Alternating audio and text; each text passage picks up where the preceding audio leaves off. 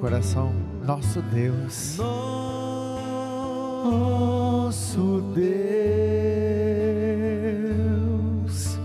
santo é o Senhor,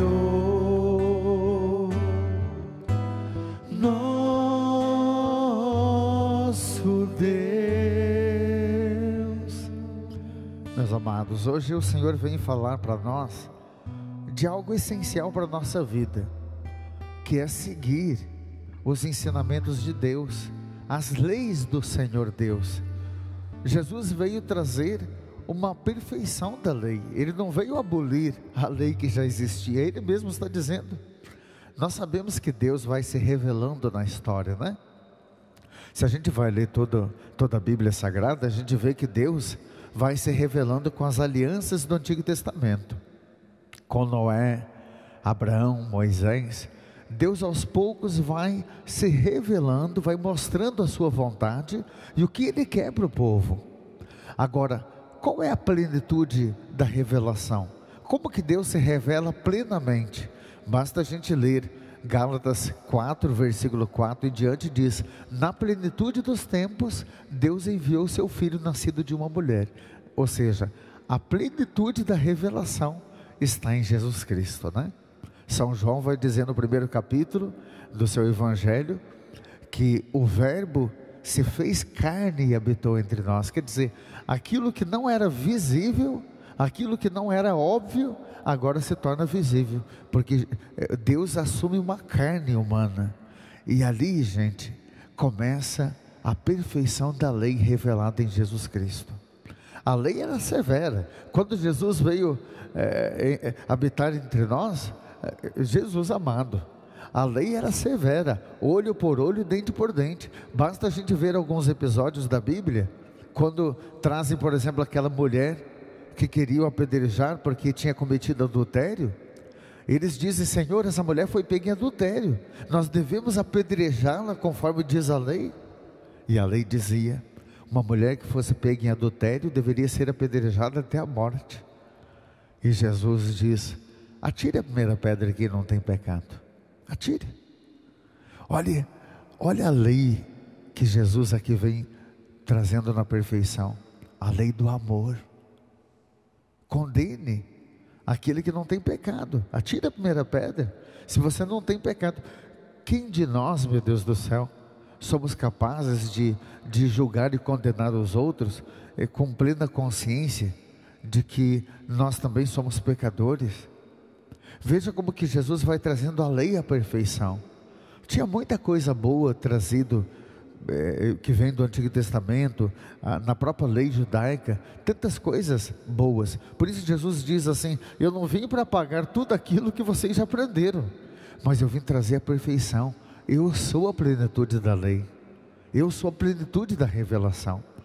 Mas parece que demorou tanto para se entender isso. Aonde que Jesus foi parar mesmo? Numa cruz. Porque muitos não aceitaram isso, né? Muitos não aceitaram que Jesus fosse contra aquela lei pronta e acabada. Sabe, a gente vive a vida toda pautado em normas, em leis, né?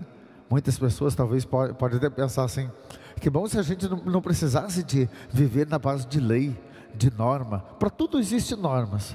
No teu trabalho, por exemplo, deve ter normas lá para você seguir, né? Pode isso, não pode aquilo. Talvez até mesmo na sua escola, na sua faculdade, existem várias normas. Às vezes até se coloca normas, leis que a gente deve seguir. Para tudo existe. Existe um código de direito civil. Na igreja existe um código de direito canônico. Nós temos direitos, mas nós também temos os nossos deveres. Várias normas de conduta. A palavra norma vem do latim normale, que significa assim: se impõe uma exigência para não haver diferenças. Então, essa exigência das normas, das leis, são necessárias. E nós, como os cristãos, nós temos que seguir normas, leis. Existem mandamentos da lei do Senhor que nós devemos seguir. Porque hoje existe uma cultura onde parece que na mentalidade do povo que feliz é aquele que pode ser livre, né? Fazer o que quer. Hein, mãe? Pai, você que tem os filhos aí, os filhos parece que não querem assim uma liberdade que às vezes é quase que ele diz assim: eu não quero seguir normas, mãe, eu não quero viver na base de regras, eu quero ser livre, deixa eu fazer o que eu quero, sair e voltar a hora que eu quero, hein? Nem me pergunte quais são as minhas amizades. Mãe, se você deixar o teu filho crescer sem normas de condutas, você não vai formar o seu filho, você vai deformar, né? Você vai criar um marginal, porque livre de fato não é aquele que faz o que quer. Preste atenção no que eu estou dizendo. Livre não é aquele que faz o que quer. Livre de fato é aquele que é capaz de seguir os ensinamentos de Jesus Cristo, de fazer a vontade de Deus. Porque às vezes a gente acha que a gente é livre, mas a gente está se tornando escravos do pecado. Muitas pessoas são escravas do mundo, faz tudo que o mundo quer, tudo que o mundo diz, e não tem a liberdade de dizer assim: olha, eu quero renunciar a esse pecado, eu quero renunciar a essa minha vontade. Sabe, gente, hoje a gente precisa fazer uma releitura do que a gente chama de liberdade, porque muitas pessoas estão se tornando escravas por não fazer a vontade de Deus. Escravas. Uma pessoa me dizia, numa das nossas comunidades, vocês sabem que eu trabalho com recuperação de dependentes químicos, e essa pessoa me dava um testemunho que ele se sentia tão preso em casa, tão preso, porque para tudo tinha regras, né? E ele sonhava em sair, sabe? Poder fazer o que os amigos faziam também, porque tinha amigos que não precisavam de ter horário para chegar em casa, os pais não ficavam ali em cima. E ele resolveu sair de casa.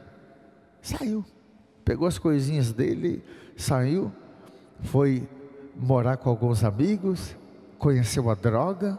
No começo, 1000 maravilhas, sou livre, agora sou livre, posso fazer o que eu quero.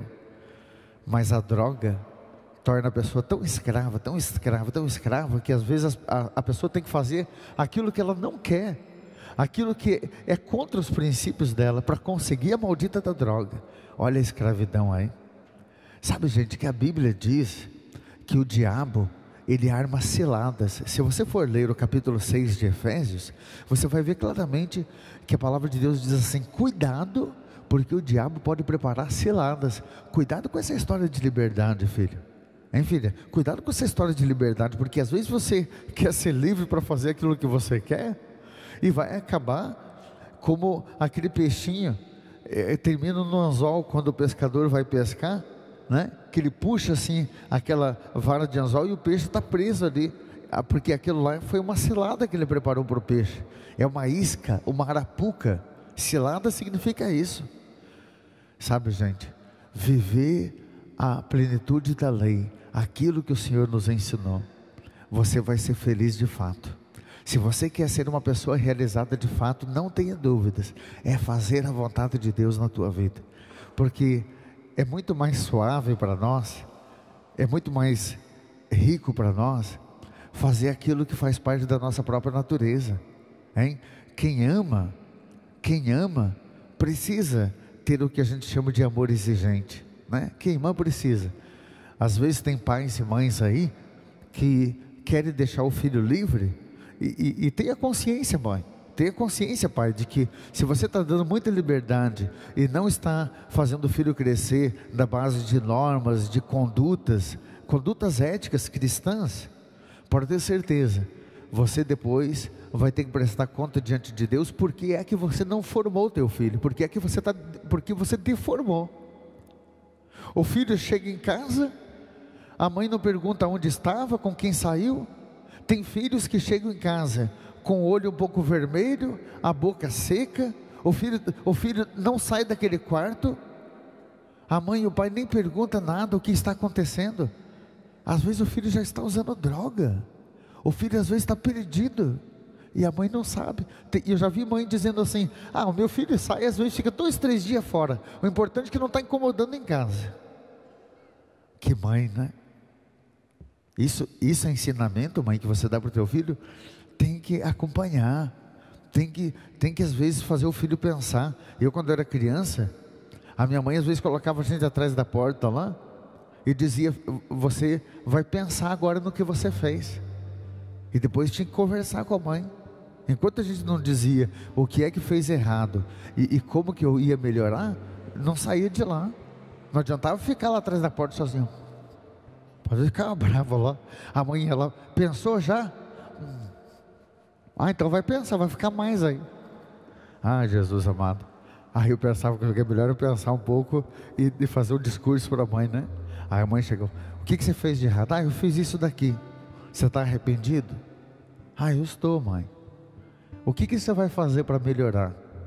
Sabe, gente, essas coisas nunca mais esqueci, porque minha mãe sempre foi muito inteligente no educar a gente, sabe? Depois, quando o filho cresce, o filho olha para trás e tem orgulho da mãe que teve, né? Porque a mãe soube educar. Olha que minha mãe nem o 2º grau terminou, viu? Mas que sabedoria que aquela mulher tinha de educar a gente. É porque ela tinha Deus no coração. Quando a gente tem Deus no coração, quando a gente tem Jesus Cristo no coração, a gente também sabe implantar lei, normas para as pessoas.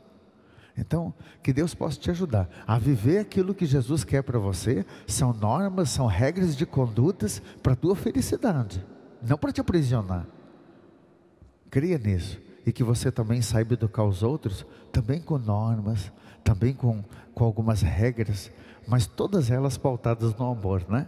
Porque Jesus Cristo não quer a infelicidade para ninguém, muito pelo contrário, Ele quer a salvação de todos. É por isso que Jesus quer nos ensinar. Quem aceita essas normas, quem aceita essas regras que Jesus quer nos colocar, a plenitude da lei, quem aceita isso, diga comigo: graças a Deus. Graças a Deus.